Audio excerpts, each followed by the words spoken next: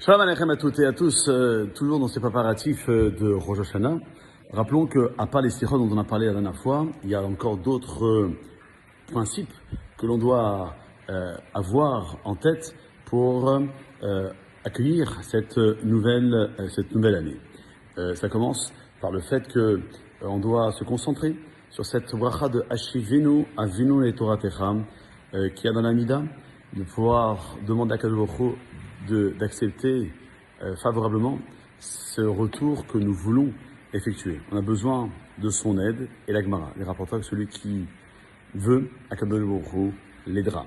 On a aussi un minhag, une habitude de réciter au moins le matin à la fin de la tfila. D'autres ajouteront à la fin du mincha ou avant Arvit, le pséuté numéro 27. David Hashem, Ori. Ori, ma lumière, c'est Rosh Hashanah pour éclairer un nouveau départ. Deishai, mon salut par Kippour, qui, Akadosh Baruch Hu, mettra le compteur de nos fautes à zéro et de faire en sorte qu'on prenne enseignement de ce que nous avons traversé durant l'année qui est passée pour redonner un nouveau souffle, un nouvel espoir dans l'année qui commence.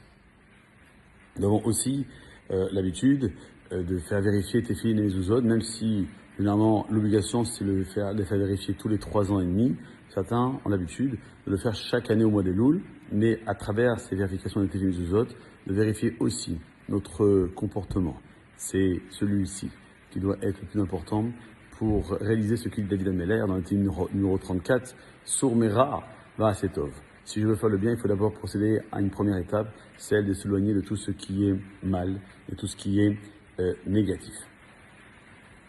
Enfin, pour terminer, si on est dans cette option qu'on ne verra pas une personne d'ici l'année prochaine, on peut dès à présent, aujourd'hui, par exemple le 11 Elul, lui souhaiter Shana Tova, une bonne année, Tikatev et Tichatem, que tu sois inscrit et scellé, ça fait Chaim Tovim, dans le livre de la vie qui soit bonne, agréable, remplie de joie, de paix et de tout ce que nous désirons.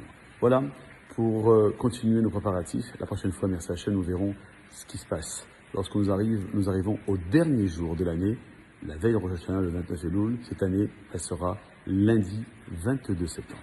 Passez une bonne journée. Kol Tov.